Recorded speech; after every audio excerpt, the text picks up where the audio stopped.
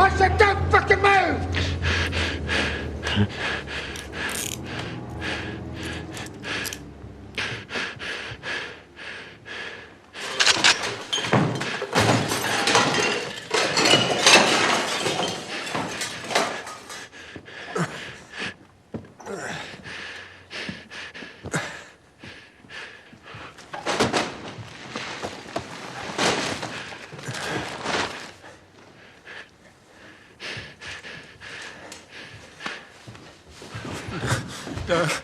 What's your full name? Please don't hurt me.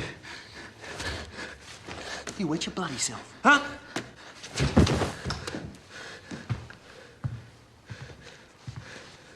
Who are you? This is stuff? Yeah. Shorty got everything that wasn't nailed down. Daddy Fleming, this is your life. Date of birth? Date of birth. 2nd of August 1956. Do you live at this address? Yes. Do you own this place, Mr. Fleming? No rent. How was it? Piece of cake. Once Ren, he knew who we were. He was, Huh. Reasonable? What offence? You're joking. Look, I'm sorry I didn't realise who you were, but you did break down my door. Look, please, what's all this about? Have you got anything here that you shouldn't have? Remember, he's only a suspect, so no tunnel vision. Well, I haven't stolen anything. What's he doing? That's not stolen. Look, he's taking my things. Mr. Fleming, we'd like you to come down to our office. We've got a few questions to put to you. What office? Where? Down at the station, Mr. Fleming. Why? Do I have to? I mean, you can ask me anything you want here. I mean, what do you want to know? Well, it's a bit more complicated than that, Mr. Fleming. You don't have a choice, right? Yeah, I'm sorry. Look, I can't go like this. Can I change my clothes, please?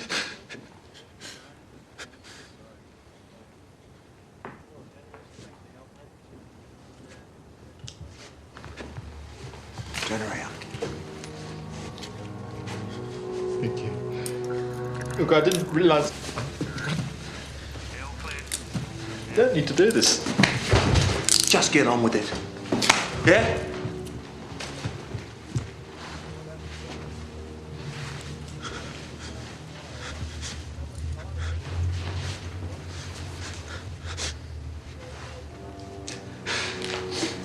Oh, somebody help me, please.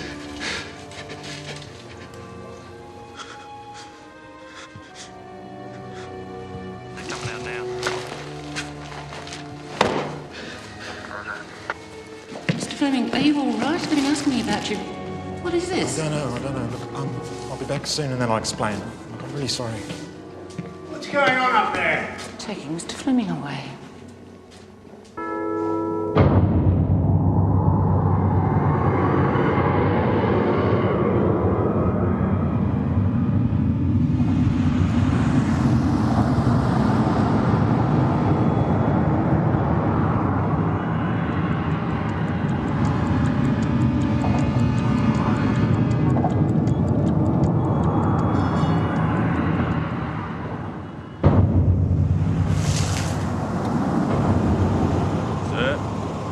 CIB, prior, 21387. Thank you.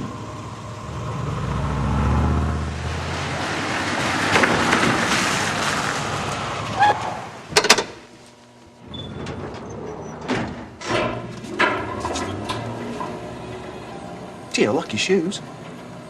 Italian, aren't they? No. Where'd you get them? David Jones? David Jones. Really?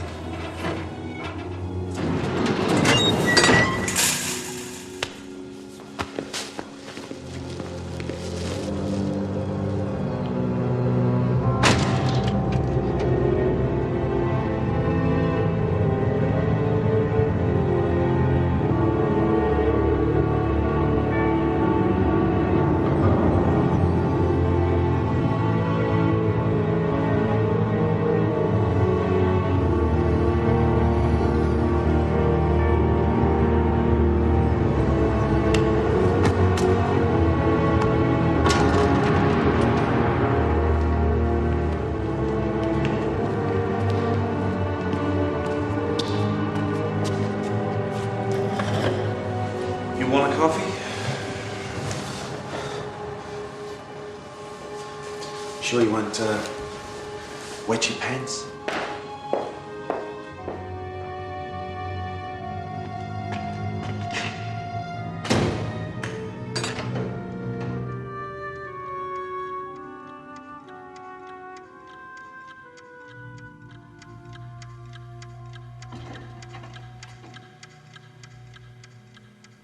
I'm sorry to keep you waiting for so long, Mr. Fleming. I'm sure you understand. Well, no, I don't understand. You're here to help us with our inquiries. Well, what inquiries? How's your coffee, Mr. Fleming? It's fine. Think I'll be here very long? That depends, doesn't it, Mr. Fleming? Depends on what. Do you think I could get these off, please?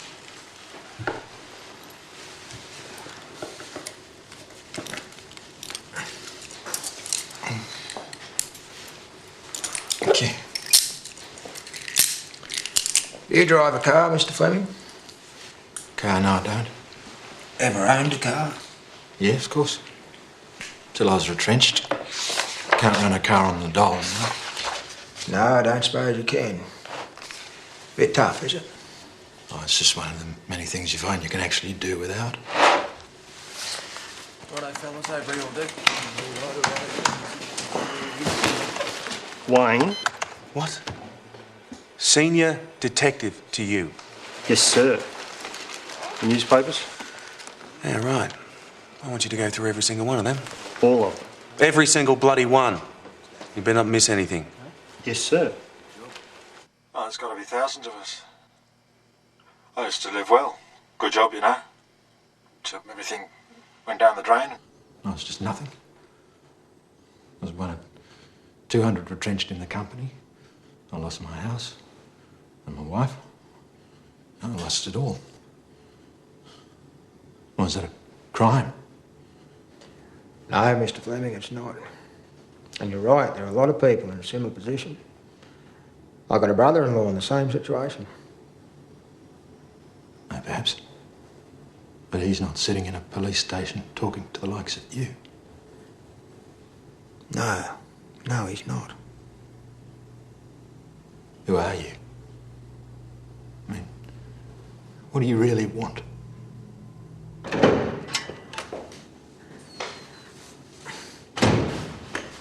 I'm going to start a formal interview, Mr. Fleming.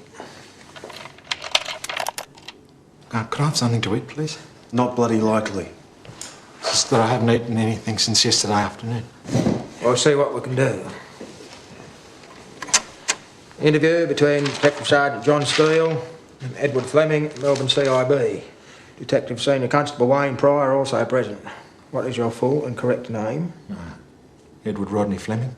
Do you agree the time is now 7:57 a.m? Yes. Mr. Fleming, I intend to ask you some questions in relation to the theft of a motor vehicle, registration number KCR 109. What? Stolen car? Well, you break down my door for a stolen car and you handcuff me for a stolen car. What stolen car? I don't know anything about a stolen car. Sit down, please, Mr. Fleming. Sit down, please. I must advise you that you do not have to say or do anything, but anything you say or do may be given in evidence. Do you understand that? I believe this. Good. And you won't have a problem telling me about your movements, will you? No, I don't have a problem telling you anything if only you'll actually ask me something. Did you go out yesterday? Yesterday, yes, I went to the local grocery shop. And what'd you get? Tin food, newspapers, milk, that sort of thing. Why do you shop at the local grocery shop? Isn't it a bit more expensive than the supermarket? You know, for somebody that's on the dole? Well, if I'm running a bit short, they let me have a tab. And I like them, they're friendly. Is that why you shop there every day, is it? For someone to talk to? I never really thought about it before, but yeah, I suppose that's part of it. I mean, you try losing your job, your livelihood, your family, you see how many friends you got left.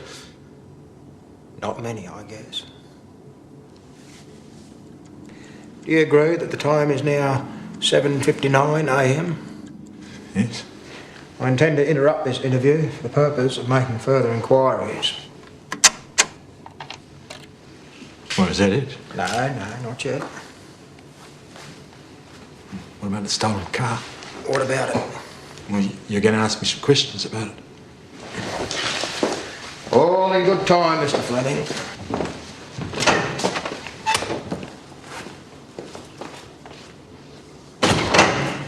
That rattled the bastard.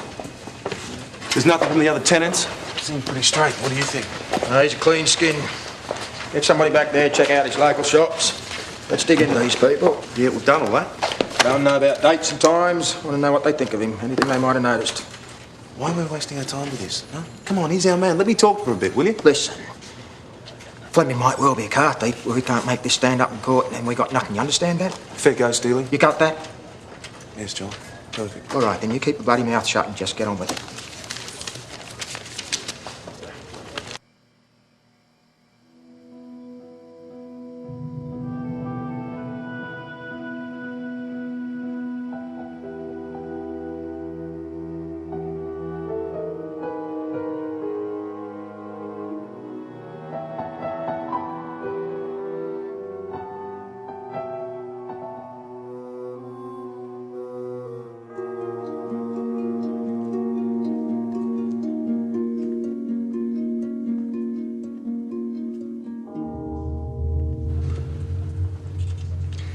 Anything? I wish. Just a little short on bloody evidence. Oh, yeah, like being a little bit pregnant. Yeah, okay, well, he's the closest fit we've got. All right. So what are John's thoughts? Well, you better ask him, sir. Is there a problem? Well, sir, all I can say is it's a pity they don't still run refresher courses.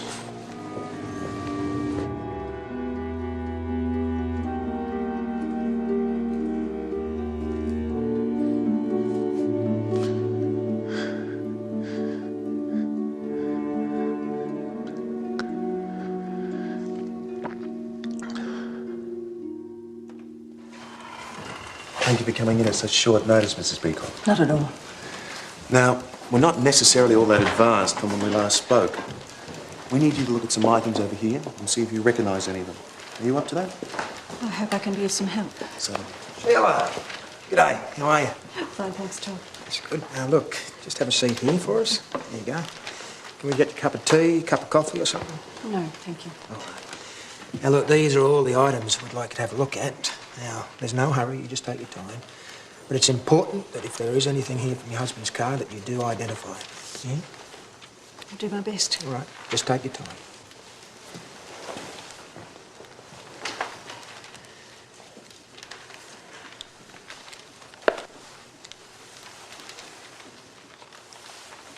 Keep a close eye on her. No prompting, all right? yeah, heads up.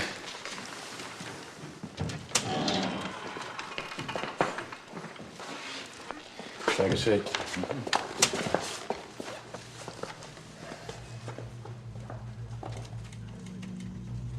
What's that bastard doing here? The hierarchy gave him permission. It's got nothing to do with me. He's going to do a feature article on crime squads. Oh, the hierarchy, eh?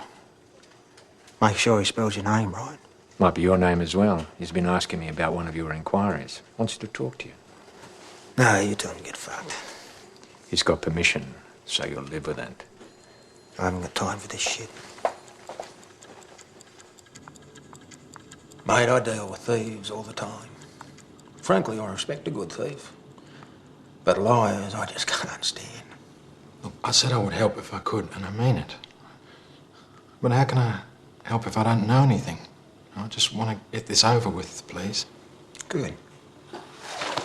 Mr. Fleming, we're concerned with the theft of a motor vehicle. As I've mentioned, in particular, a two-tone EH Oldham station wagon, registration number KCR 109. Yeah, I told you I don't know anything about it. Have you been out of town recently? How recent? Oh, say in the last month or so. Yes, I took the train to Ballarat. Ah, you do a bit of country travelling, do you? Oh, occasionally, just to get away, you know. And how do you manage that on the dole? I couldn't do it if I wasn't.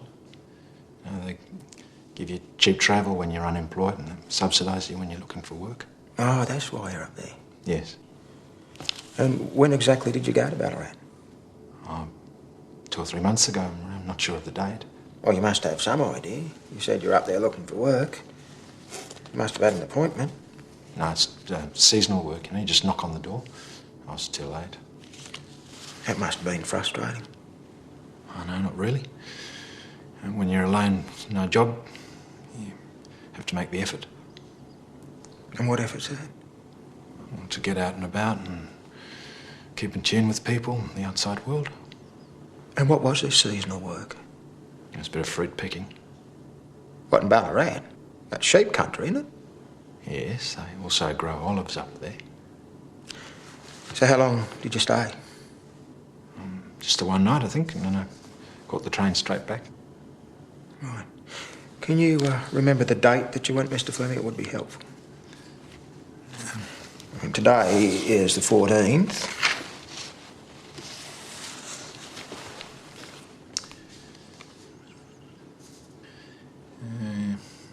It would have been the 21st, to the best of my recollections. Actually, I stayed away for 2 nights, you know, not just the one. Yeah, good. Where'd you stay? Salvation Army Hostel. Thank God for the salvos.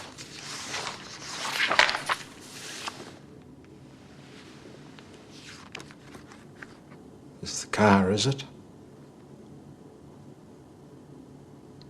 I'm sorry, I don't know it. You sure?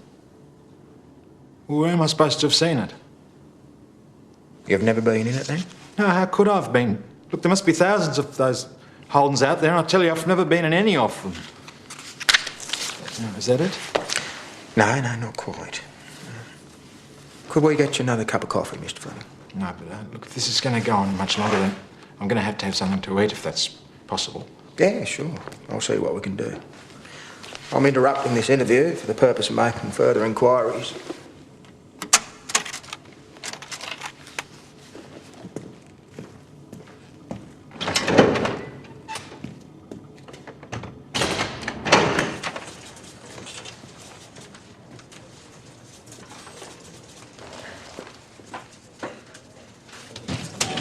Nothing. Never identified a bloody thing.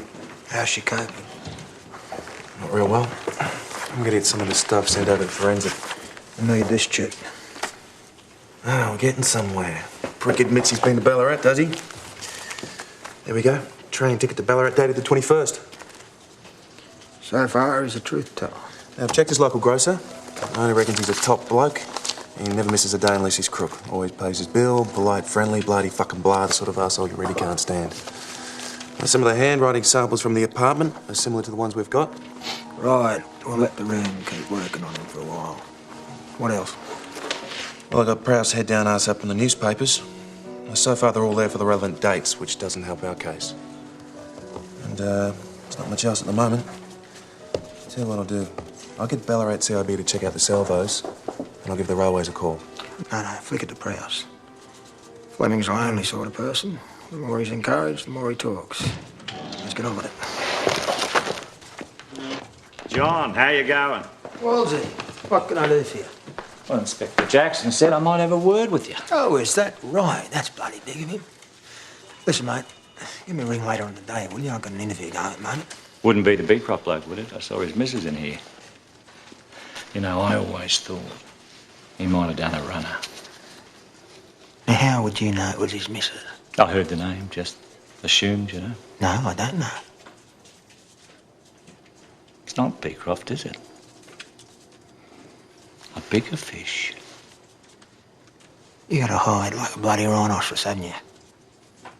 The last story you did on this office, you published a photo you nicked off my desk. You killed the whole bloody inquiry. Well, no wonder you haven't been returning my calls. Now, what makes you think I nicked it? Listen, mate, don't come that bloody line with me. This wouldn't have something to do with little closet copper sitting over there now, would it? Mate, I know half the coppers in the job, including you. Still in one piece, is he? Fuck off.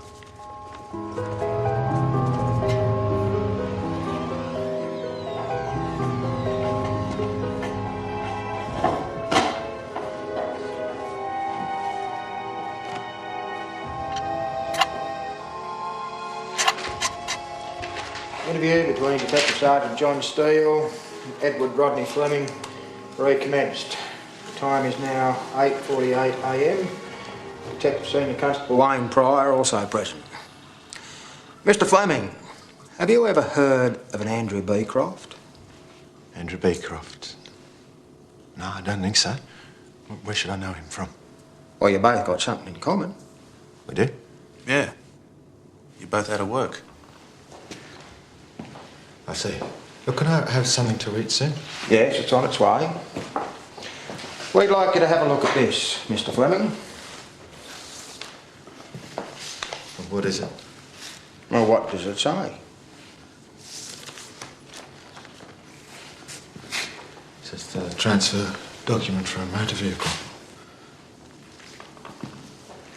For the record, it's the transfer of ownership of Mr. Beecroft's car, registration number KCR 109. So what's it got to do with me? Can you read the signatures on the bottom? A. Beecroft and Peter Williams. A few months ago, Mr. Beecroft was driving to Horsham to start a new job at the local granary, when for no apparent reason, he just sold his car to a bloke called Peter Williams, who sold it to a cocky in store. I don't understand. Oh, yes, you do, Mr. Fleming. Have another look at the transfer document. Well, what am I supposed to be looking for? Williams tried to make it look like Beecroft had signed the car over to him. Now, Forensic have had a look at that document, and we know that both those signatures were forged.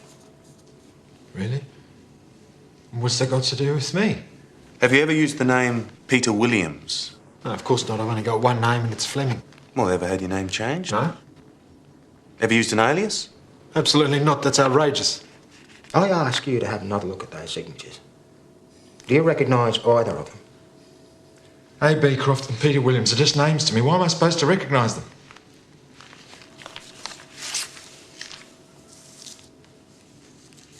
That's from my notebook. Yes, we picked it up at your place this morning. What are you doing? Oh, come on, Mr. Fleming, you know. Well, you're going to tell me that my writing's the same as these signatures. I mean, for goodness sake, they don't even look the same. They're both your handwriting, Mr. Fleming. This is a lie. I don't believe you. What is this? You know much about the characteristics of handwriting, do you, Mr. Fleming? Look, please, I don't understand. I didn't steal any car, and I don't know any Andrew Beecroft or Peter Williams, and that handwriting's nothing like mine. Look at it. Well, that's the rental agreement on my flat. What are you doing with it? We got it from your estate agent a while back. Look, I think you better tell me exactly what this is about. Would you care to have a look at the handwriting on the transfer document again? Now, our handwriting experts have made a detailed comparison. It's your handwriting. Well, maybe you better get new handwriting experts, because I've never seen that slip, and I never wrote those signatures. We got something else here for you. I'd like to see if you can identify this. It's a letter. Yeah, it's a letter. I hope you're not suggesting that this is also my handwriting. Well, that's what the document examination expert states. Well, then I'm sorry, but it's completely wrong. I've never written like that in my life. All the writing characteristics match up. Same as the ones on the other documents here. Oh, maybe they're the same, but I didn't write them. Look, I'll show you how I write. No, that's all right, Mr. Fleming. But I must advise you that our forensic people are checking this writing paper against writing pads from your apartment to see if they're from the same source. I did not write that letter, and that is not my paper. And if you think you can intimidate me into saying whatever it is you want to hear, then you can think again.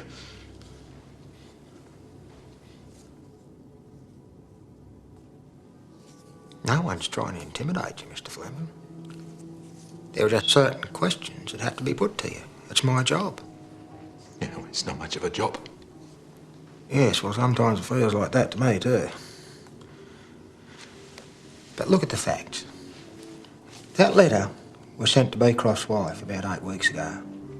And it says that Beecroft was supposedly doing a lot of driving around and he was so busy that he got Williams to write the letter. It also says that he sold his car to Williams. Now, what does that sound like to you? No, it sounds a bit thin, you know, like somebody's trying to cover up. Yes, we think so too. It also sounds like somebody trying to buy a bit of time. And we think that somebody is Peter Williams. So what about Beecroft? I mean, why can't you ask him? Because I'm asking you. Now, we've got a file here from the Central Bureau in Sydney. And it appears from the computer printout that you had some dealings with the police in Goulburn.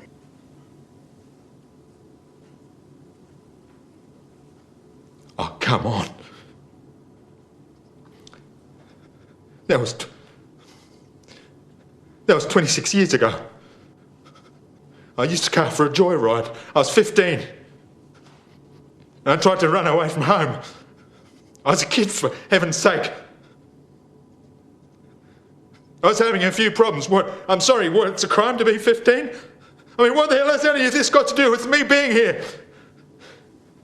Well, what it's got to do with, Mr. Fleming, is that you just told us you've never used an alias. Oh, you're joking. Look, I don't even remember. I mean, it's a common enough name. There must be thousands of Peter Williamses around. Yes, but there's only half a dozen ever used it as an alias. And only one of them matches the handwriting on these documents. You actually think you know what you're doing, don't you, man? You actually believe this. I mean, have you ever even talked to Andrew Beecroft? I mean, have you ever even bothered? I'd love to. But I'm afraid it seems that Mr. Beecroft's missing. Oh, he's missing. Just like that. You're telling me he's missing just like that.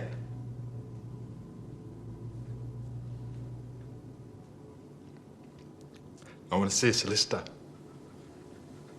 Certainly. No problem. Interview interrupted for Mr. Fleming to contact a legal representative. Do you agree that time is now 8:59 a.m? Yes, thank you. See to it, will you, Senior Constable?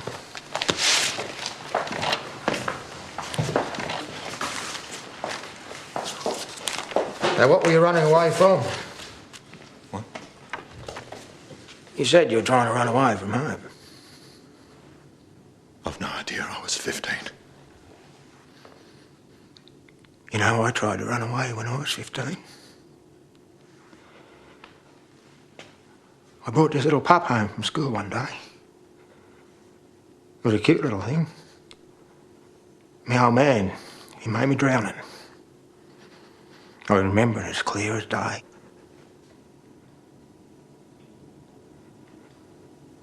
Funny, isn't it, how the bad things that happen to you at that age, they seem to stay with you all your life. I want to see a solicitor.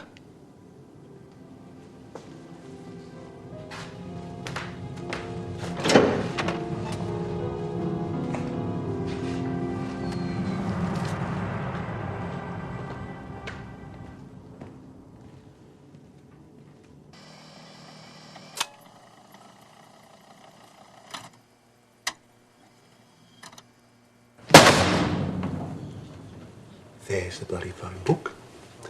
And there's the bloody phone.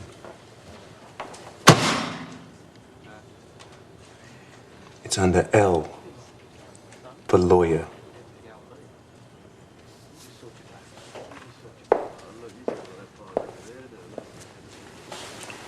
His first lie. Your old man that big a prick. That bloody stupid, mate. My old man would have sat there and cried if anyone had drowned the pup. It's him. It's bloody well him. We'll see. 26 years ago. Give Tommy Alvin a ring in Goulburn. He goes back that far. I'll brief the Ayatollah. Yes, that's right. I think we're going to need a lot more time with him. Pity the bloke Fleming sold the car to died. We had him by the balls. Well, he's still got his statement. Yeah, but that's not going to do us much good, is it? In court, without the man himself. Yeah, well, his description doesn't quite look like Fleming to me. Well, they asked me about a stolen car, and then they said that the owner was missing. And they keep on about handwriting. No, I don't know what's happening. I can't handle it. We got enough to charge him with theft of the motor vehicle. The decision is, can we take it any further? How sure are you about this? I mean, we barked up the wrong tree on this one before. Oh, jeez, what do you mean, we? That wasn't my stuff, huh? No, I won't. Okay.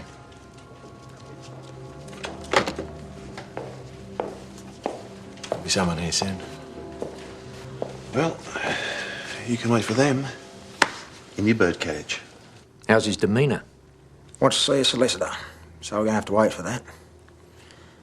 You can't shut him up, so he's tying himself to a story. Oh, don't let him go cold.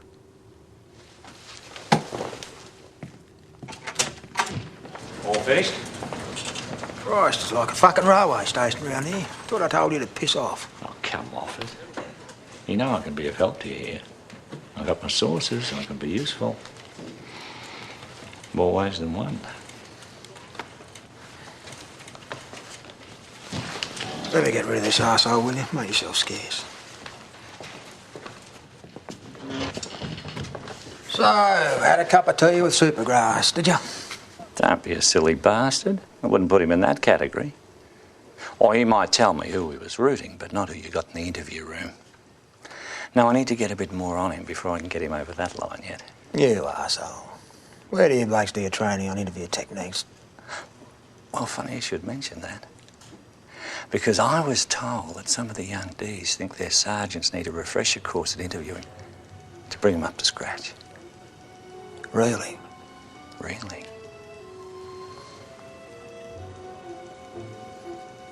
You do know which side your bird's butted, don't you? See you later.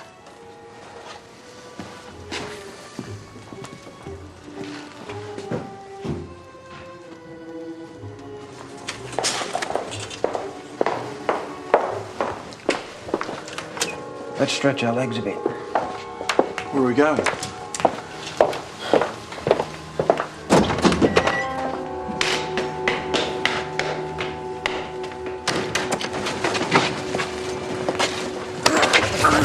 Who the fuck do you think you are?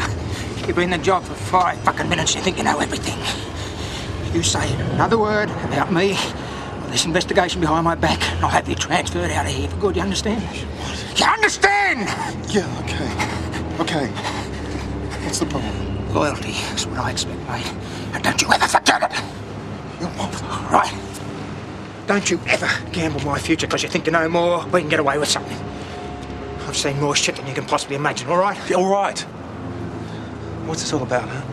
Then talk to me. Talk to me, Steele. Mate, there are too many people around here with their own agendas. Don't you make the same mistake.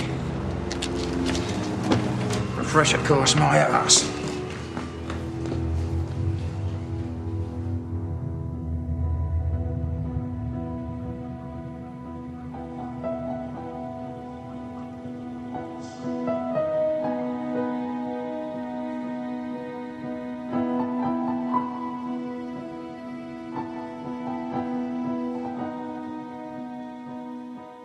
Well, it's no good getting excited about handwriting. It's highly disputable in a courtroom. It's not even a science. It's just one expert's opinion against another's. And they know it. Yeah, but why are they doing this to me? Well, what's more important is, can you verify where you were and what you were doing at the time? Well, yes, I took the train to Ballarat. I told them where I stayed and they can check it all. That puts you in the vicinity at the time. So I advise you to make absolutely no comment, Mr. Fleming. I know how these bastards operate. But I never saw the car, let alone this missing person. Oh, they're going nowhere with that. There's dozens of reasons why people go missing, usually domestic or financial. Is that all? I mean, isn't there anything else you can do? Learn to say the words no comment. And how long can they hold me? Unfortunately, it's what they call reasonable time. For a stolen car, say 5 or 6 hours. It's up to them. I don't think I can handle it. Can you stay with me? Well, if I stay, which of course I can, they'll subpoena me and I'll have to be a witness for them. Now, I'm on your side, not theirs. Well, so isn't there anything you can do to get me out? It's just a waiting game, Mr. Fleming. You let them do all the work. They either have to present all their evidence for you to refute, or they charge you. So long as you offer no comment, they're not necessarily going to get any more than they already have. Knowing these people, they've probably got stuff all. I haven't done anything. No, you wouldn't be the first person. And under no circumstances, agree to an ID parade.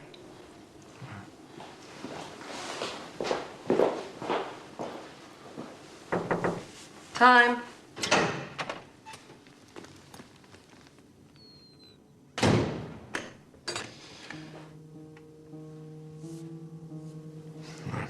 You're in deep shit, you fucking wanker. And you're gonna take the fucking consequences! Now wake up to yourself. Now, you've seen your solicitor, and she's told you to say nothing. How do you know that? Ah, that's what they all say. But she'll be going out to lunch soon, and you're still here. The interview between Detective Sergeant John Steele and Edward Rodney Fleming recommenced at 9:48 a.m. Detective Senior Constable Wayne Pryor also present. You must understand, Mr. Fleming, that what we deal with are facts. And the facts are that a car's been stolen. Now, I'll give you the opportunity to respond, but if you can't negate these facts, then it leaves us really with only one course of action to take. Your handwriting has been identified on the transfer document, do you understand? No comment.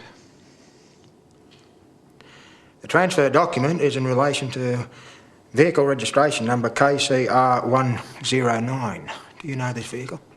No, I don't. You have been identified in the company of the registered owner of that vehicle, who is a missing person. Identified? By who? Well, now I'm supposed to have been with someone I've never even heard of. All I'm doing, Mr. Fleming, is advising you of the evidence we're in possession of and giving you the opportunity to respond. You get better all the time. What evidence? I've just explained to you the relevant facts. You were in the location that the car was stolen from. Let me make it clearer for you. Mr. Beecroft left the city in his car on the 21st of January. He drove to Ballarat and on to Horsham. You must understand, Mr. Fleming, that this is all a matter of record. This has all been verified. Now, there's a roadhouse outside Ballarat. The owner of the establishment was there, and he said that there was somebody with Mr. Beecroft, and that somebody's description fits you. Oh, you must be joking. And if there is someone at all, then he's made a mistake. I tell you he's wrong. Well, I don't think he is, Mr. Fleming.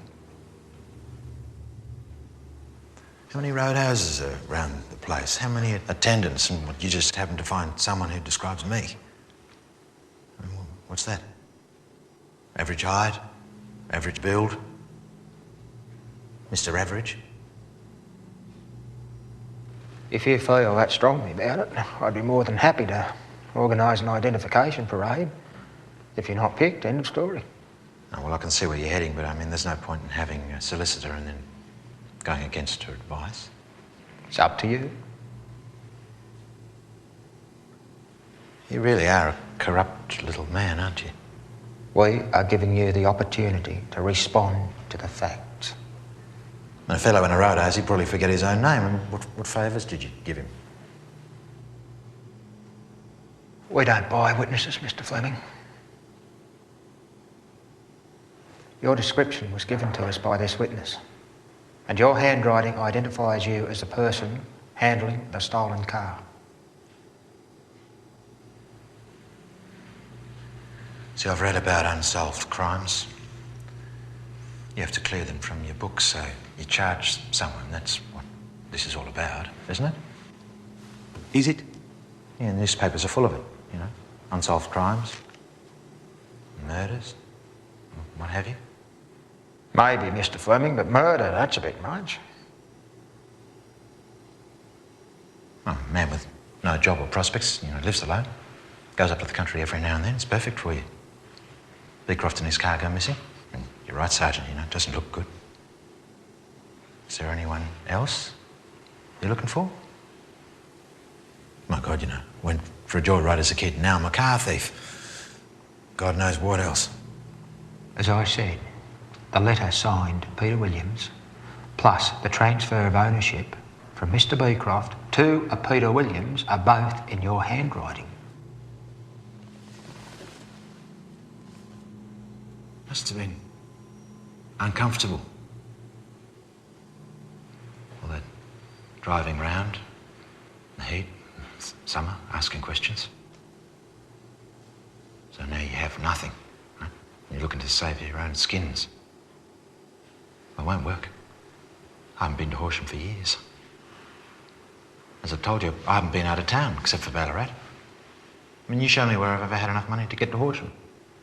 We have witnesses who saw you, Mr. Fleming. Witnesses who saw someone like me? So you say? The time is now 9:57 a.m. I'm interrupting this interview for the purpose of making further inquiries. Perhaps one witness could be discredited, you fuckwit, but not three.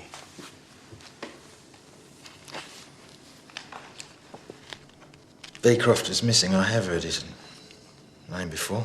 It's been in the papers. You think he's dead, don't you? You think that I had something to do with it?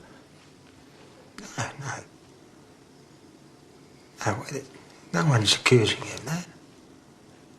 As far as I'm concerned, you're just helping us with our inquiries into a stolen car. Well, it would be logical to think that I knew something of his whereabouts. Wouldn't it? Why, do you? No. No, look, how many times do I have to tell you? Do I have to swear on the Bible or something? The bigger the oath, the bigger the lie. Now, like the man said, it's about a fucking stolen fucking car, you fucking fuckwit. Why, is he allowed to talk to me like that? I'll talk to you how I want. Now, you're fucked for the car, and we're going to charge you for it. So you may as well tell us about it, and we won't impose bail.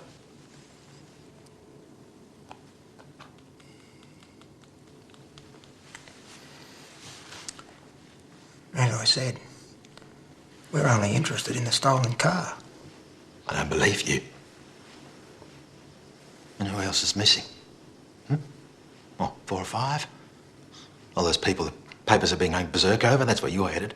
You're so bloody desperate you picked on me, some nobody who lives on his own. I'm not stupid, Sergeant, and you know it, so don't patronise me. What I want to know is, who the hell do you people think you are? You either charge me, or you let me out of here. Well, look, it's not as simple as that. Oh. You believe this nonsense, then you prove it. You know, there's only one real way to do that, don't you? What's that? Find his body.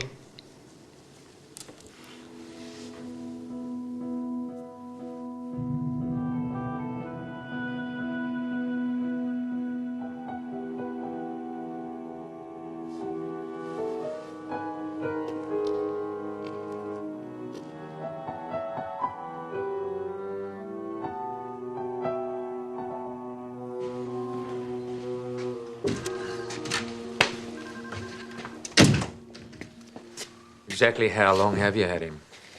5 hours. You were brought in to get results, John. It's not going our way, and now we've got his solicitor on our back. No, his solicitor. And 60-40 our way. Just no admissions yet. Not strong enough. We run with that and you're wrong, it'll cost the department thousands. You can't do better than this, we'll have to let him go. No way. Not while he's still talking. Half an hour, that's it. Any longer, we're heading into deep water. He's made mention of a body. Body? Whose body? Why didn't you say this straight up? He said we'll never find Beecroft's body. We'd like to run with it a bit longer. You serious? That's what he said. You say this on tape? No, he's a bit too clever for that. The tapes are off. He give you any idea where the body might be? No. Give you anything else? Yes. The 5 other missing people in similar circumstances. And he brought that one up himself. Where is he now? He's upstairs. He's agreed to be fingerprinted. Why? We've already got them on file. Any IDs from prints, crime scene section? No, not yet. We need a new set. Don't lie to me, John. You're kicking into the wind. You wouldn't have let him out of that interview room for 2 seconds if he was running like that. I'm the one in there. Don't tell me how to run it. We need to back off a bit. He was starting to take control. You got nothing to go on, have you? You can't afford any more complaints. It'll be your ass hanging out in the breeze. You needn't look around for me this time. This time? With respect, sir, you just told me I was brought in here to get results. 2 hours, that's it. Get out of here.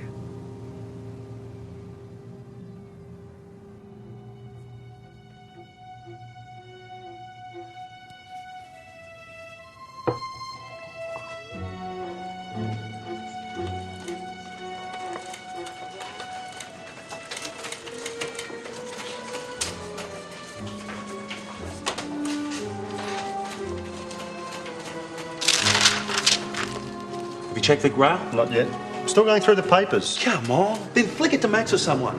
Shit. Now, why are they all harmless, middle-aged people? What the bloody hell happened to him back in Goulburn? What's he acting out here? Any markings, drawings? In these piles, Sergeant. Just crosswords, nothing of value. Right, I've run out of time. If you don't come up with something in the next 2 hours from forensics, the newspapers are going to have to let him go. 2 hours? So no more bloody threats. They haven't threatened the print yet. Don't talk shit. We're treating with kid gloves. Now, it's going all right. Fucking bullshit. He hasn't admitted a damn thing. Hasn't he? Think about it. What sort of person says, find his body? Eh? Would an innocent person in a place like this even think in those terms? Induction and deduction. They still teach you that, don't they?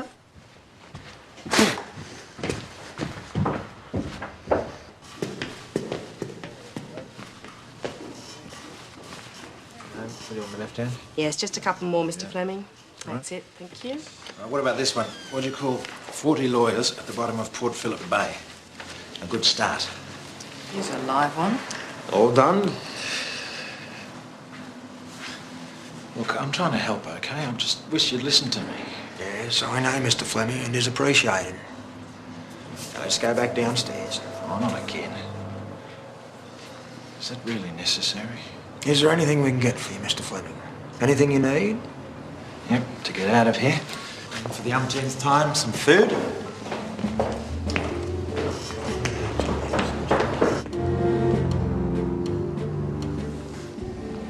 Looks like a lot of success, doesn't it? Oh, yeah, a few keepsakes, highlights of various investigations, you know.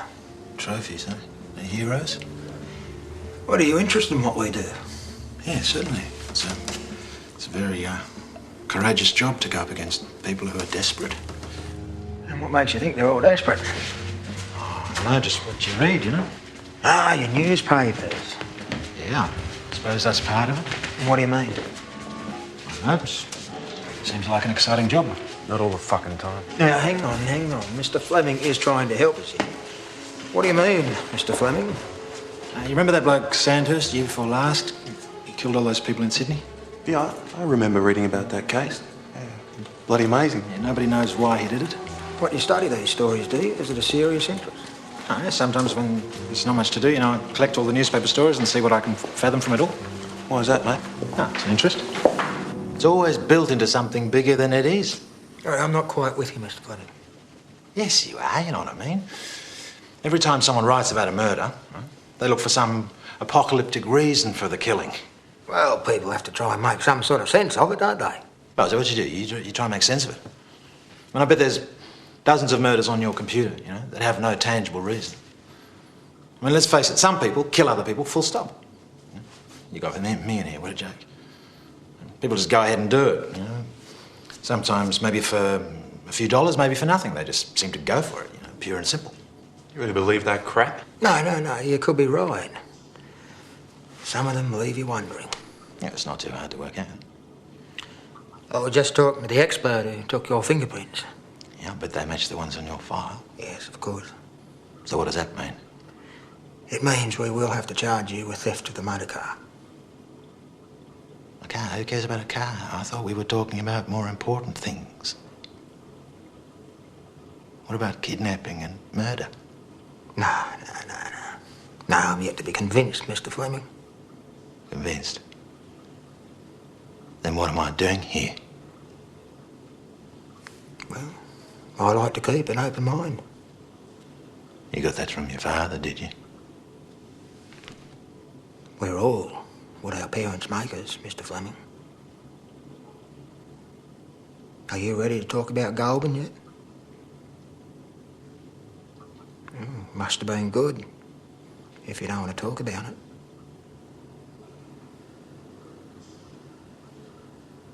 I'm starving. I'm starving. Let's eat, eh? And I'll draw you a diagram. A diagram of what? Where I put them. What do you mean by them? I want to eat, please. All right, we'll send out. Just out of interest's sake, how many were there?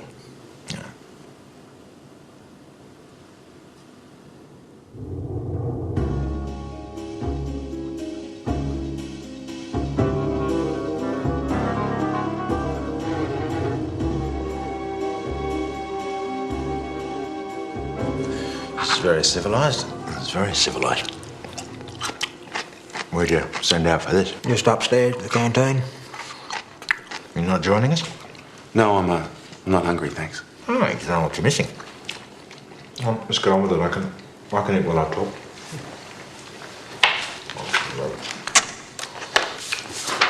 Interview between Detective Sergeant John Steele, Edward Rodney Fleming, recommenced.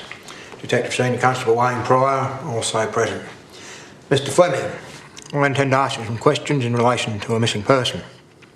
Do you agree that the time is now 11:18 a.m? Mr. Fleming has nodded in agreement. Is that correct, Mr. Fleming? Yes. For you to draw the diagram? Well, the whole thing, right? It's what I was on about before. What's that, the newspapers? Yeah, ridiculous stories. Every time something serious happens, you think there has to be some elaborate motive. No. What do you really know about people's motives? Where's it going to lead you? Well, hopefully the person we're looking for. That's rubbish. Take Beecroft. What motive was there? You were just lucky. You got in your big car and you drove around the place. What were you doing? Emu duty. You go from one scrap to another. Now you found me, so... What's the big reason? What was my motive? You tell me. Well, motive for what? You tell me. You're still on emu duty. You can't see it. There's no reason for it. Motive. You want a motive? All right. I was a bit short of cash. Beecroft came along, and it was his time. What do you mean by his time? Want to grin at the lid? What lid? Well, the coffin lid. Pass the mayonnaise, please. So how did you meet Beecroft, Mr. Fleming? Well, once I got to Ballarat, I checked into the salvos, and then, quite late in the day, I went walking. Before you know it, I'm looking for a lift outside of the city on the Western Highway without a cent to my name. I wanted to get up to Stawell because I thought I might get a job up there. And this bloke gave me a lift. And had you ever met him before? No, never.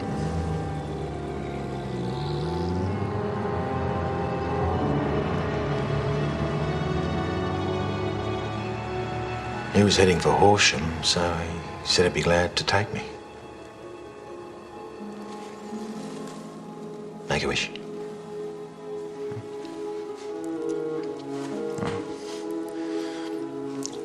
We stopped for petrol up around Ararat. I saw he had some money in his wallet, so I guess that's where I got the idea. Idea for what? I'm killing him. Now, see, this should give you a good idea of what I was talking about. You don't need a big reason to kill somebody. Right? Beecroft had $38. Right? And I suppose you told that to somebody killing a bloke for $38. It wouldn't have a lot of appeal, would it? You'd be told that you should do it for a lot of money or revenge. Because, you know, you've always got to have a good motive. It's rubbish. You just do it because you can. Are you saying you killed Beecroft? Yeah, I guess so. There's a little gully up there just outside of Storm. You know, we picked up a bottle of scotch and we drank some on the way. So how did you kill Beecroft, Mr. Fleming? Well, it's pretty weird, that one. Just outside of Storm. By now it was getting dark. And I spotted this little gully. So I got him to pull in. Told him I wanted to relieve myself because, you know, we'd had a bit too much to drink. By now it was beginning to rain and there was a sort of lean-to next to these trees at the end, you know, middle of nowhere. Are you prepared to direct us to the location? Yeah, sure. We lit this small fire.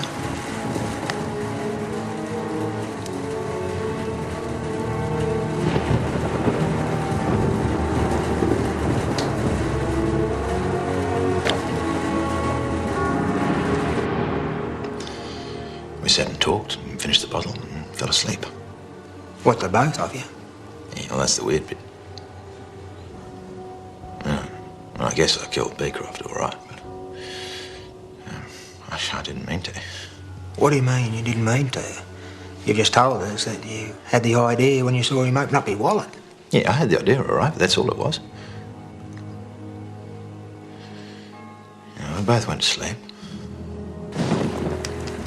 Must have been around 11, I'm not really sure because of all the booze and everything. And I started having these really weird dreams. These nightmares, you know. And this part sounds like a story, but I swear to God it's the truth. I had these nightmares. And I woke up, and they were still all there. Who was still all there? All these people all around me, people everywhere. So I must have been still asleep. And what'd you do then? Well, I picked up this bit of iron by the fire and I started swinging. That's quite strange, you know, because I knew every one of those faces.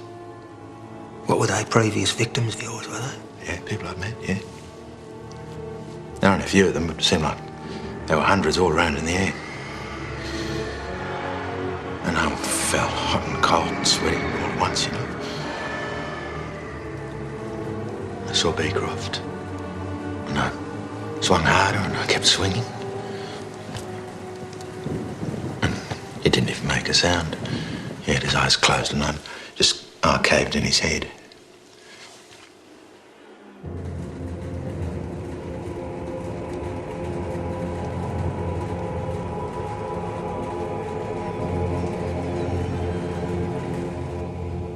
When I woke up, he was on the floor and all the other people had disappeared, you know.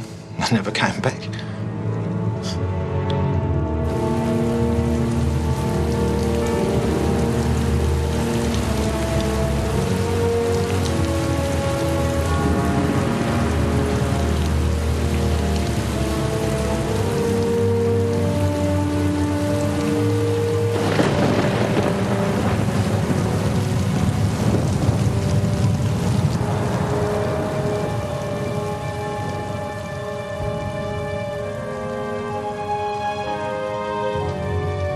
And what'd you do then?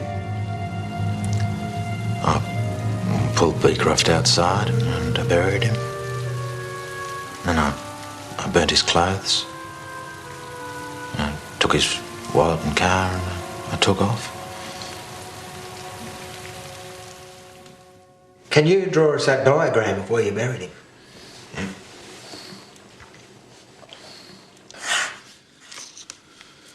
Well, here's the Western Highway. Rat, stool, Horsham up here. Oh, it's about there.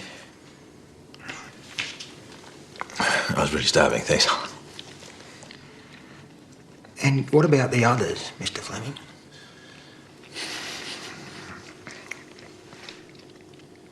Others, I don't recall them too clearly. You know, it's what I mentioned before. All those missing people. You know. It's a couple in the Western District and the rest along the New South Wales border. It just happens that way. It's no particular reason. Can you remember any of them? No. I can't recall exactly. But there was this one bloke, though. He stands out quite a bit. Can't really remember his name. What a wimp. Oh, yeah, why is that? Well, he picked me up in his car near Portsea.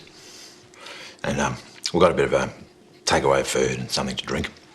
And later on, I got him to pull over and I beat the shit out of him with a piece of wood. And he was pathetic. He was complaining and whinging, crying. You know?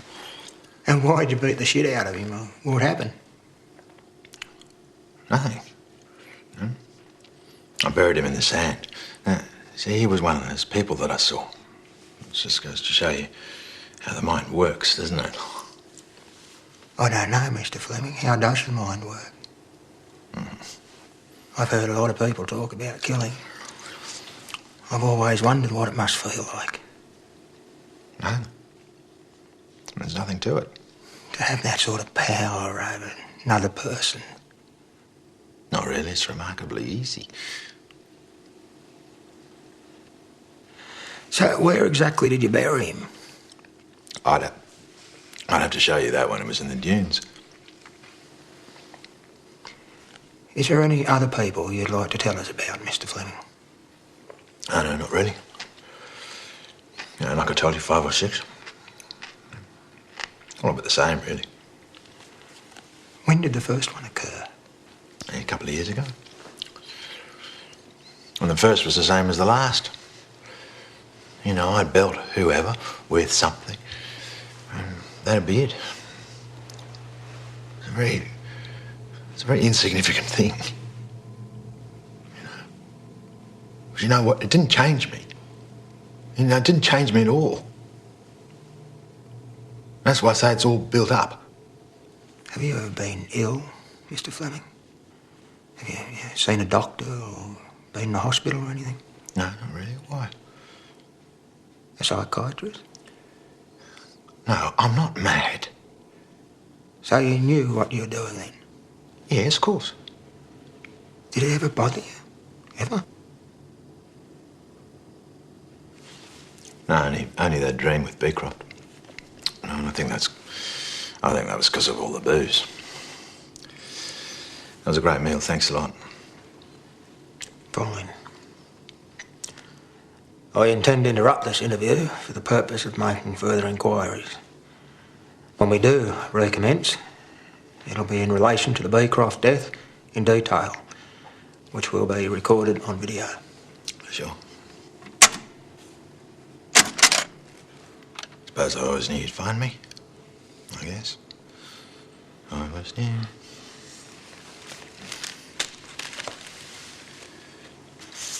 Thank you.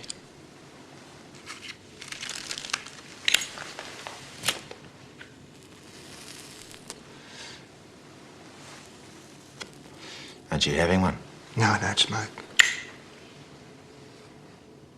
You've waited a long time to share that with someone, haven't you, Mr. Fleming?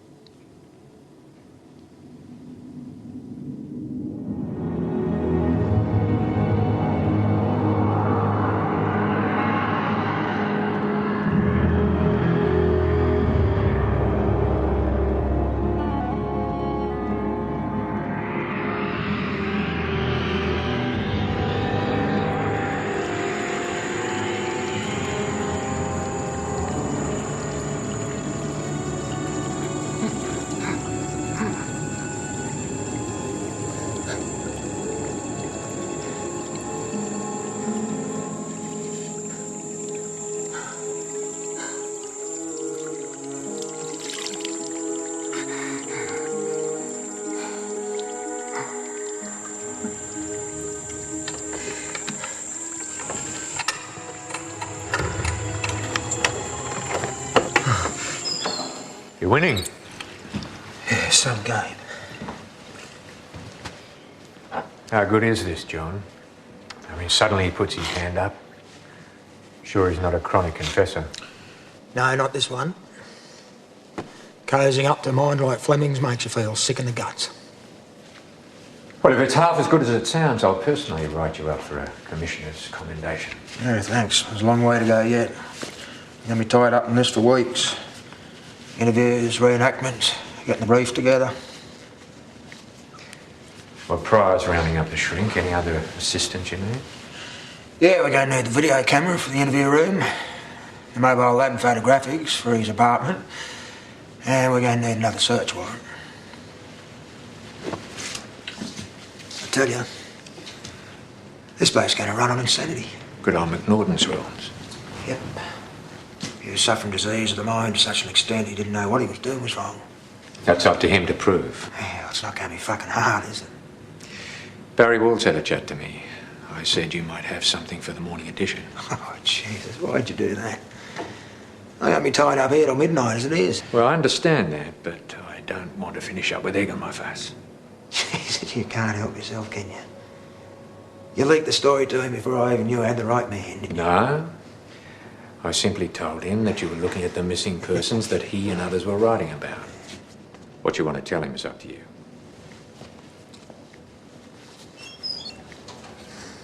Everybody wants to be famous.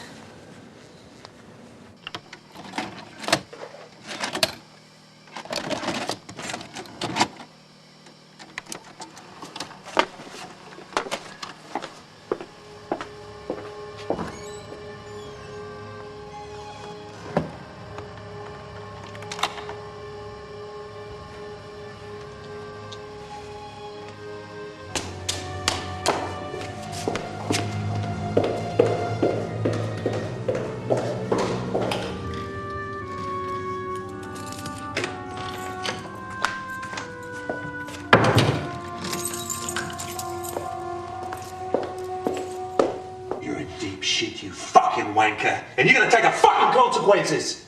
Now wake up to yourself. Now, like the man said, it's about a fucking stolen fucking car, you fucking fuckwits. What's you gonna have to talk to me like that? I'll talk to you how I want. Now, you're fucked with the car. We're gonna charge you for it. So you may as well tell us about it. We won't oppose bail. Oh, that's a threat too. What's more, it's inducement and intimidation. How could they be so stupid? Plus, it's the same terminology as the other complaints. So it's Pryor, not Steele. Steele is teaching bad habits to his subordinates. I reckon in concert the video proves that. Defence counsel's going to eat them with us. Are you seriously considering putting this man back on the street? Well, that's exactly where he's going to end up without a conviction, and we're not going to get one with this. In which case, we've lost him forever, or until he kills us again. I realise that, sir, but they've got him, and he's a real psycho. In whose judgment? And what if the court decides he's not? Which they might. I mean, look at him, for Christ's sake. He confessed to killing his own mother for 5 minutes of attention. I hope you're right. Look at this. As far as I'm concerned, you're just helping us with our inquiries into a stolen vehicle. Yeah, but it would be logical to think that I knew something of his whereabouts. Wouldn't it? Why, do you? No, haven't. They had only read him his rights on the stolen car. They've assured him he's not accused of anything else, and now Steele starts to question him about a missing person. Oh, this isn't even going to get into a courtroom. The DPP will throw it out, and if they don't, the judge will. So it's only one question in response to what he's volunteered. I know. It doesn't matter. The law requires them to play fair. Now, they've stood behind the suspect. They've stood over him in a threatening manner, and they've refused him food, what, 3, 4 times? We've got nothing. Could we look at it again, sir? We can't put this man back on the street. No, well, you tell that to Steele, because that's exactly what he's just done. Do you know how many times the Ethics Committee have had to look at him? Because he gets results?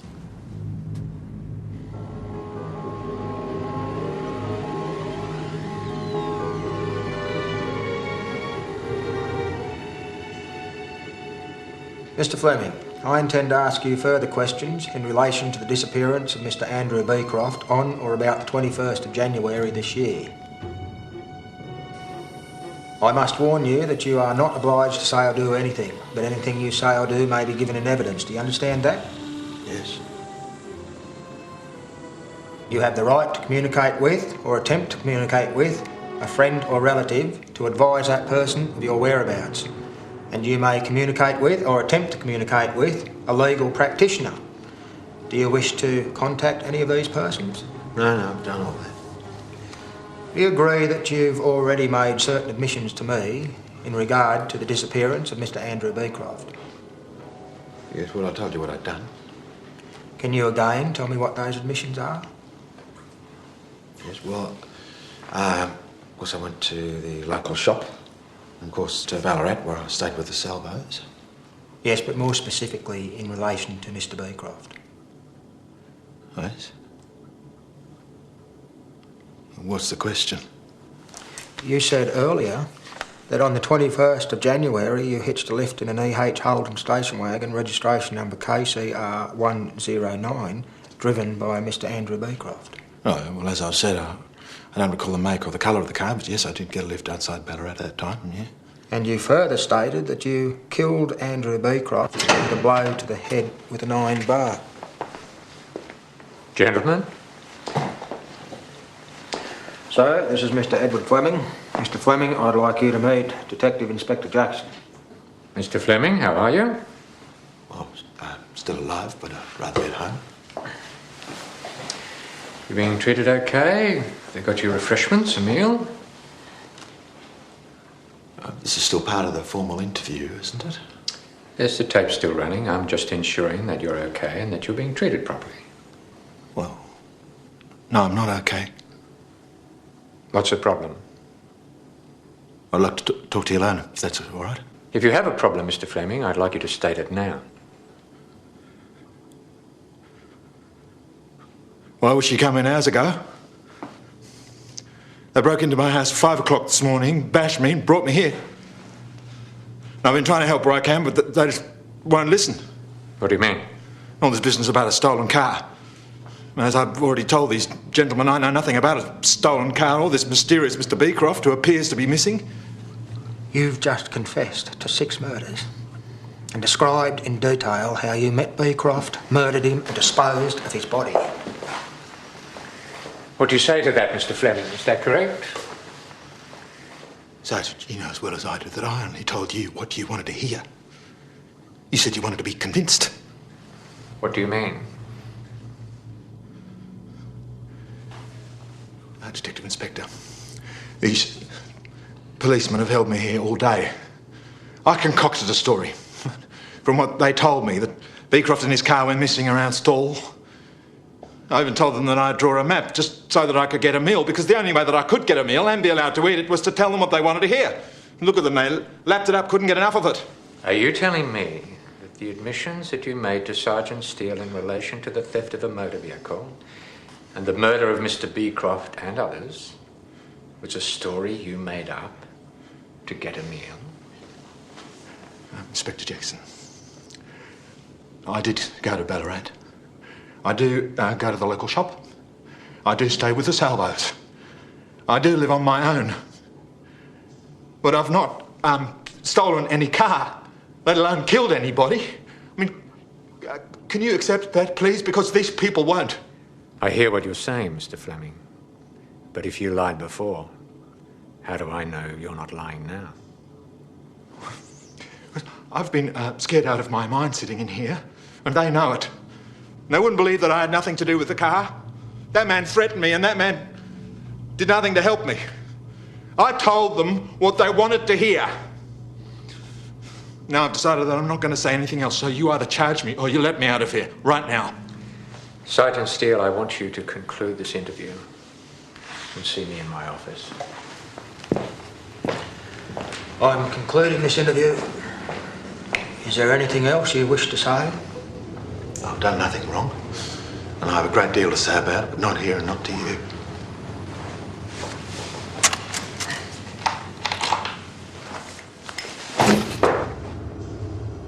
You fucking dog. We both know what you've done. You've got no hope of going back on what you said. You're gone. You just wanted me to share it so badly, didn't you? Good story. While it lasted. I'm no killer, you stupid bastard.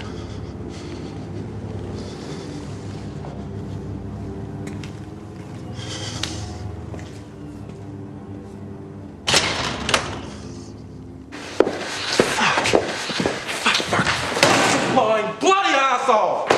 Fucking bastard lying. Fucking bastard!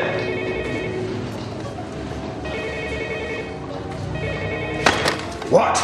Turn around. I've just got one word for you. Yeah, what? Toe cutters. Are they on me now? Yep.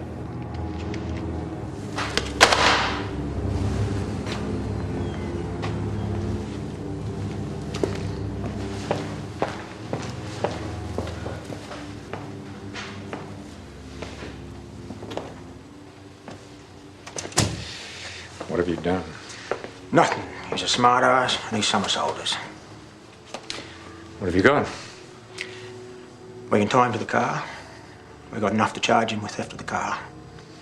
We can put him in the vicinity where the person went missing. We've got a witness who can identify him. We've got expert evidence of it being his handwriting on the transfer document and Mrs. Beecroft's letter. We've got 3 fingerprints on the transfer document, and we've also got his own admission. Sir, if you heard the tapes, you would believe him.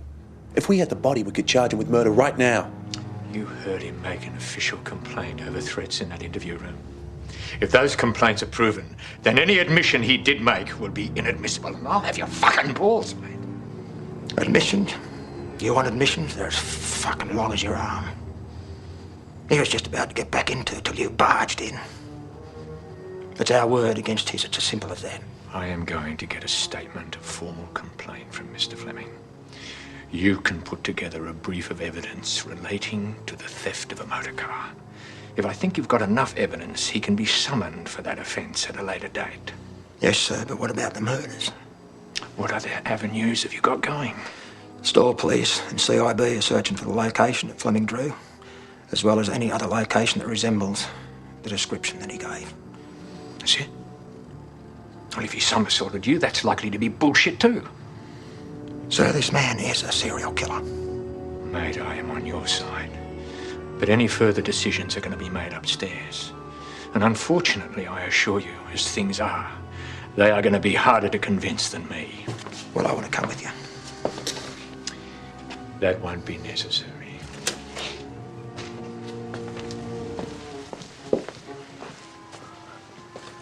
Don't let him walk. Just goes to show you how the mind works, doesn't it? I don't know, Mr. Fleming. How does the mind work? Well, I've listened to a lot of people talk about killing, and I've often wondered what it must feel like. No, there's nothing to it. But it must be. You know, to have that power over another person. Look at him. He gets off on it. So we don't have to show them our tapes. Most of these conversations happened when their audio tapes were off.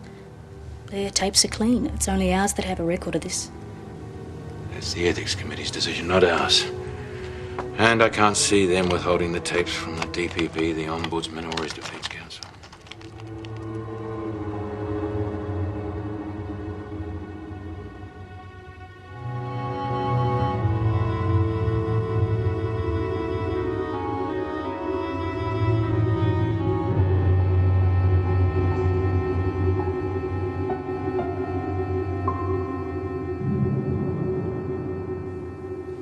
What did you mean by a blueprint? His favourite porno mag or movie, that sort of thing. Why pornography? Well, if it's not that, it's something equally as tasteful. The trouble with crooks is they got no imagination. There are only 3 ways you learn to do the kind of shit that we have to clean up.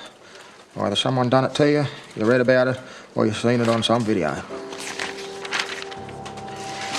Now, this story on Maria Garibaldi was published on the 7th.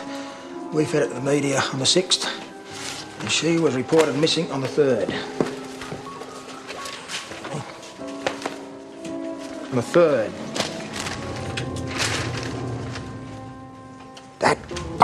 bloody country editions. Where are those fucking dates? You idiot! Haven't you matched the dates people went missing with the actual paper? Yes, but I didn't know I was looking for country editions. This was your responsibility to brief him properly. All right, everybody, heads up. Port, Bickley, Johnson, come over here. Lend a hand, please. Right, here's a list of the dates all our people went missing. Check the dates of the newspaper. If it's not a country edition, check the dates in the papers up to 4 days previous. Now, Roger Lee was reported missing on the 22nd of June. Here, sir. It's a city edition. Here's the 21st country edition. I bet we can match a country edition to every disappearance. Bloody beautiful. At least Jackson can't turn them loose now. Should be enough to save his ass, get him a bit of glory. The next time, start with the bit that matters, yeah? Now I'm going to beef this up a bit, so I need your support, all right? You can count on me. So, we got him. It's circumstantial, but it's good circumstantial. It's too fucking late. He's bloody gone. We can put him in the bush for every day our people went missing. Shut up. It's what we needed, sir. Shut up. Would you mind waiting in my office?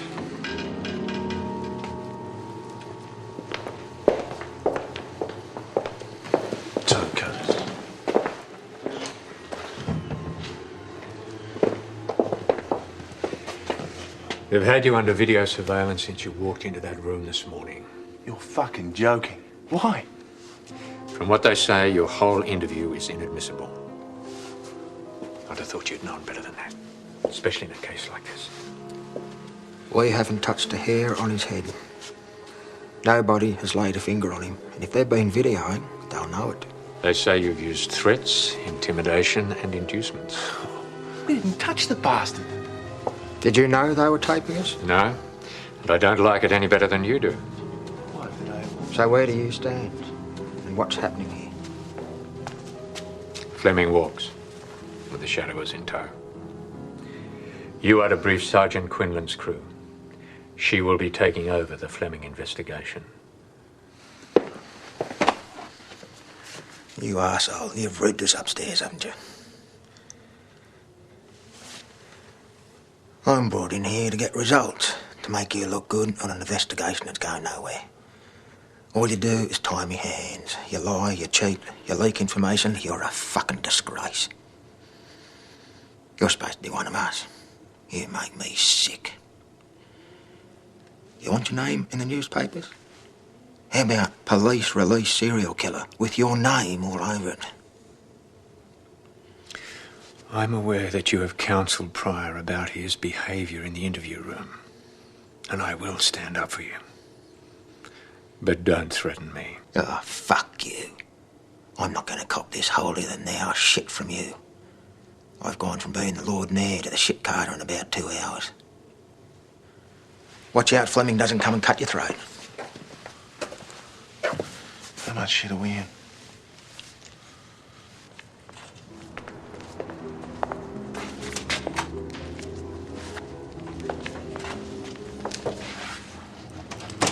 I have to advise you, we have been videotaping you all day under instructions from the Ethics Committee. From my observations, you have a disregard of the law and a total disregard of the judge's rules. I'm instructing you that I will be formally interviewing both of you in relation to these matters.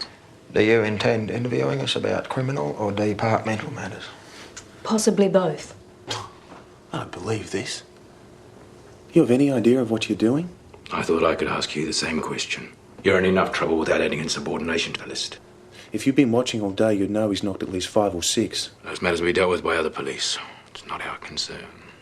Well, it should be. Because it means he'll do it again as sure as you're sitting there.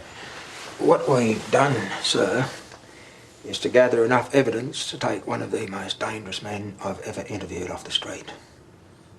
It's been a very difficult investigation.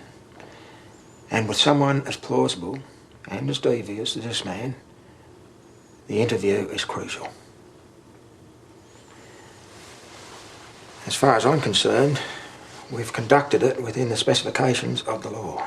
And as far as I'm concerned, we don't break the law to enforce it. Oh, for Christ's sake, if you can't see what's wrong with putting this man back on the street, you're fucked in the head and I hope it comes a visitor. Shouldn't take you long to brief the other team. I'll be waiting. I was genuinely frightened.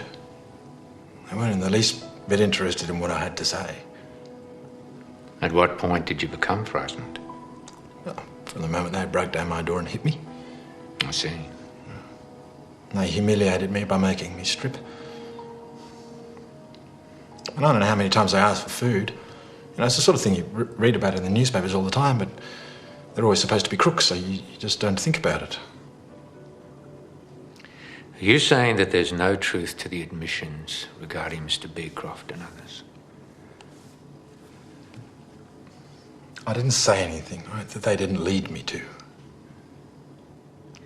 You gave a lot of specific details, Mr. Fleming, and you volunteered them. Look, I made it up. Right? I'm sorry. I know it was stupid. I just got so bloody angry.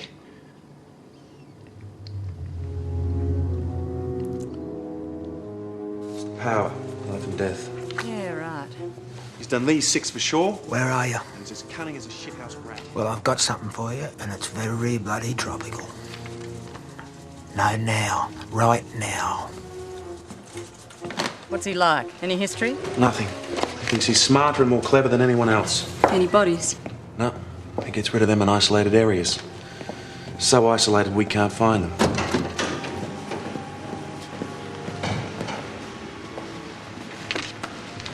There's deer in there. I mean, fucked. This is the bloke they're letting go. Is this the interview tape? Yeah. Christ. Are you sure you want to go through with this? Mate, people don't go from pinching cars at 15 years of age to killing half a dozen people 26 years later without a whole lot of other shit in between. Well, how much time have you spent with him? Enough to know he's a killer. They'll have your badge and gun, mate. Mate, they think they've already got him. And I haven't started with those blokes yet. Alice Morwood, family from Cavendish. A couple of kids still at school. Her old man's a bit of a redneck. And she was last seen shopping in Horsham on June the 12th last year. She was driving a Toyota Corona. Now, there's been a lot of rumours around town that she nicked off another bloke. It's bullshit. Is he in the frame for anything else? Most revealing thing we've got is his record of interview. You listen to that and it'll curl your hair. There goes your man.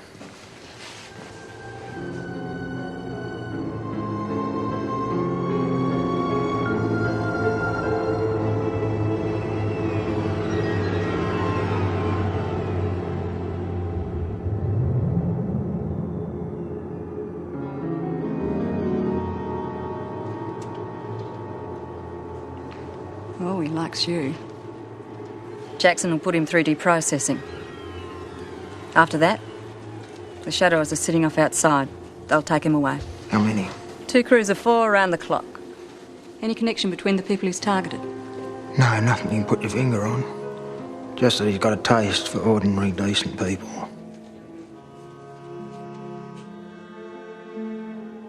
I realise it's been 8 hours, Mr. Fleming, but we just need a few more details.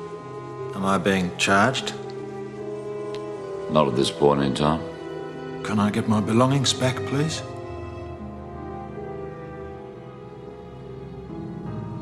Sergeant Steele, you are not being cautioned at this stage. However, the conversation is being tape recorded. If you refuse or decline to answer our questions, you will be charged with disobeying a lawful instruction.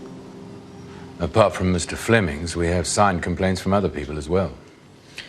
Yeah, well, I get people to sign things I'd written up too. Yes, we are aware of that. I said I could, not I did.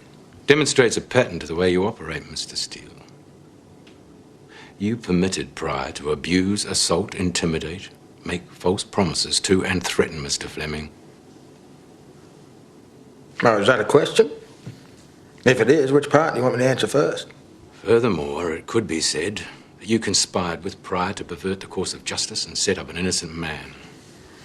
No comment. Sergeant, I'm talking about your conduct as the senior officer in the interview room and the threats, both physical and verbal, that the two of you made. Which part of the statement are you referring to now? I've got it all on videotape, Mr. Steele. Yeah, well, maybe if you charge me, I'll have the same civil rights as a crook. Look, you can stop this. Fleming doesn't have to be released just yet. Oh, yes, he does. Because you were careless, slipshod, Fleming walks because you're not good enough. Without me, you wouldn't have even got him into this room. He knows who you are. He's spent his whole life using people like you. Transcript of Mr. Fleming's complaint will be available shortly. I'm interrupting this interview until it is available. Chase it up, will you, Sergeant? Yes, sir.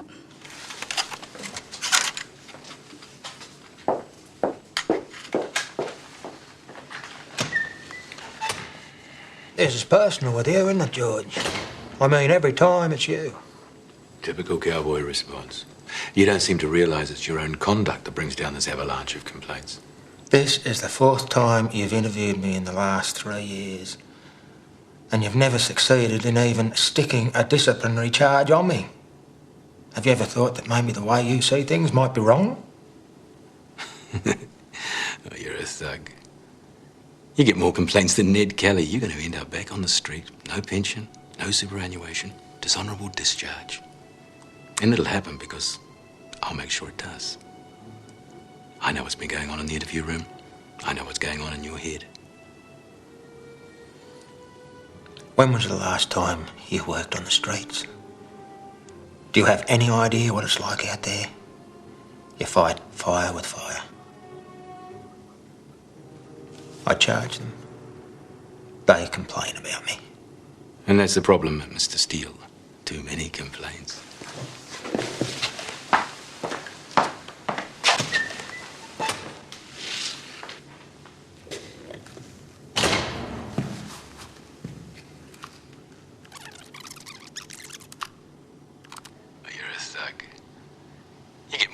Than Ned Kelly, you're going to end up back on the street. No pension, no superannuation, dishonourable discharge. And it'll happen because I'll make sure it does. Abuse, threats and assault. I should have asked for a meal.